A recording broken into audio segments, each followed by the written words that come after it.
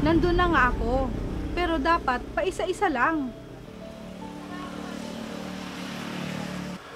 Hindi yung ibibili mo lahat ng pera mo para mapagbigyan lang ang luho mo. Nay, alam niyo naman kung gaano ko kagusto na bumili ng bagong gamit. Kaya nagsumikap ako para lang magkaroon nito. Ngayon pagbabawalan niyo ako? Sariling pera ko naman to ah. At hindi galing sa'yo. Anak!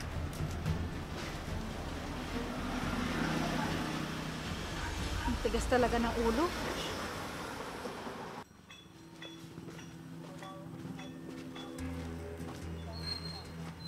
Iba na talaga pag mayaman. Hindi bale. Balang araw, magkakaroon din naman ako ng maraming pera.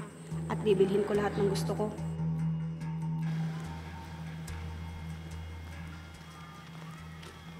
O anak, kumain ka na ba?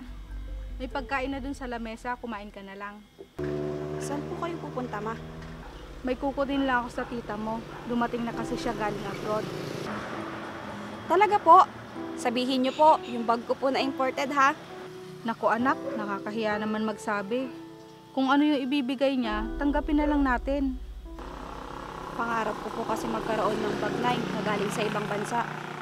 O sige na, magtatanong ako sa tita mo. Baka may pinaglumaan siya doon, baka sakaling mahingi ko. Sige po, Nay. Ayos lang po yun. Basta, galing ibang bansa po. Sigurado, mamahalin yun. Sige, aalis na ako. Sige, mag-iingat po kayo, Nay. Salamat anak. Sana makahingi ng bag si Nanay para meron akong maipagmalaki sa mga katrabaho ko.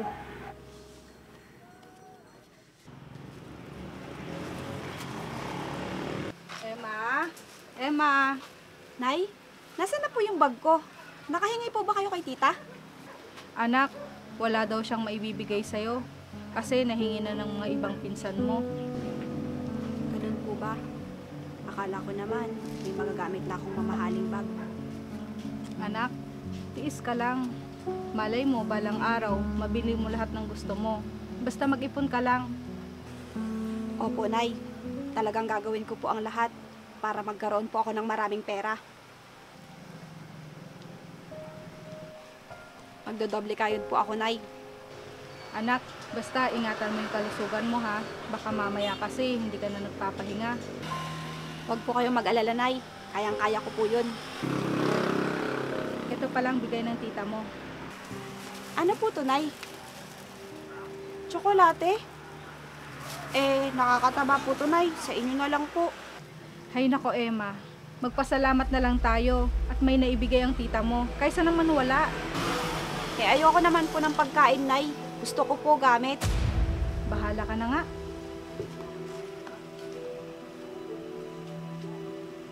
Basta, gagawin ko ang lahat para mabili ko ang lahat ng mga gusto ko na mahaling gamit.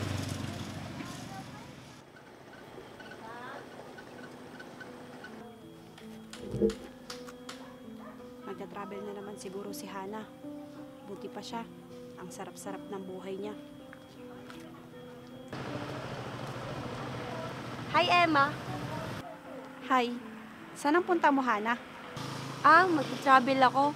Kasama yung mga friends ko. Ganun ba? Sige, mag-iingat kayo. Papasok na muna ako sa trabaho ko. Sige. Nakakainggit naman siya. Hindi na niya kailangan pa magtrabaho dahil anak mayaman. Lahat ng gusto, binibigay sa kanya ng mga magulang niya. Samantalang ako, kailangan ko pang kumayod para lang makaipon at mabili ang gusto ko.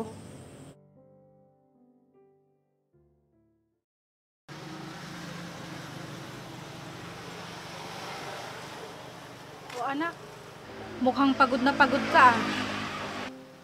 Nag-overtime po kasi ako, Nay, para may pandagdag po sa sasahurin ko. Baka naman masobrahan ka anak. Baka magkasakit ka niyan. Magpapahinga po muna ako, Nay. Kumain ka na muna anak. Hay nako, mga kabataan nga naman.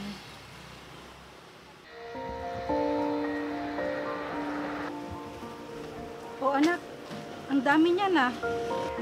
Opo, Nay. Nagsahod na po kasi ako. Baka naman wala nang natira sa sahod mo. Puro mamahalin pa naman yata yan. Nay, kaya nga po ako nagsusumikap at nagtatrabaho para makabili ng mamahaling gamit.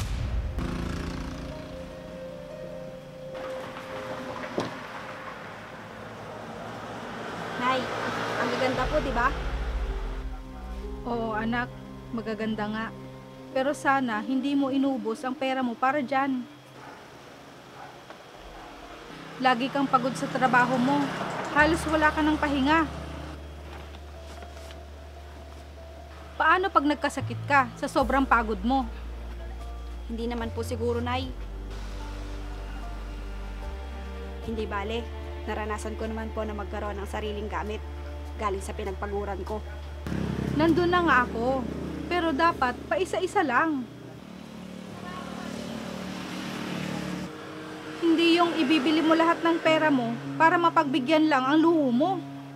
Nay, alam niyo naman kung gaano ko kagusto na bumili ng bagong gamit.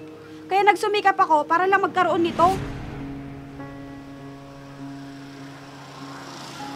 Ngayon pagbabawalan niyo ako?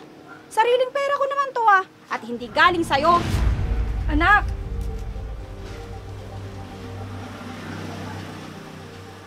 Ang tigas talaga ng ulo.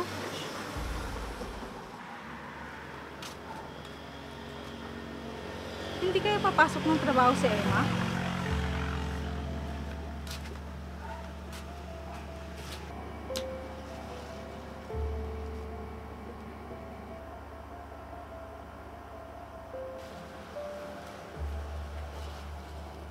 Anak? Bakit hindi ka ba papasok? Nay, masama po ang pakiramdam ko. Yan ang nga bang sinasabi ko eh. Nay, pwede po bang wag na kayong manermon? Sige, sandali lang. Aayusin ko lang yung mga gamit natin at ipapatingin kita sa doktor.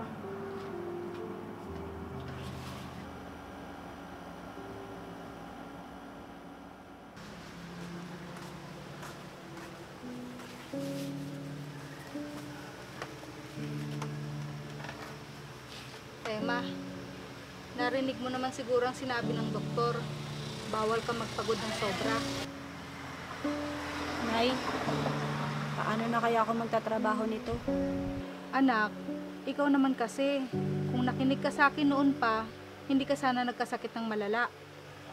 Gusto ko lang naman po kasing mapagbigyan ng sarili ko. Gusto kong maranasan yung mga bagay na hindi ko pa naranasan nung bata pa ako. Pasensya ka na anak, kung hindi ko naibigay sa iyo ang marangyang buhay. Nay, kaya nga po ako nagsisikap para sa atin. Para lahat po nang wala tayo noon, mabibili natin ngayon. Anak, kung hindi naman kaya ng katawan mo, huwag mo nang pilitin. Makakamit mo naman lahat ng pangarap mo sa buhay kung ibibigay sa atin ng Diyos. Ang mahalaga dun anak, huwag mong biglain ang katawan mo sa trabaho para makamit mo ang lahat ng gusto mo. Kaya nga po, Nay. Pwede ka naman maghintay, basta nandun pa rin ang paniniwala mo sa Diyos. Tama po kayo, Nay. Kung nakinig lang po sana ako sa inyo, sana hindi po ako nagkasakit ng ganito. Sige na anak, magpahinga ka na sa kwarto mo.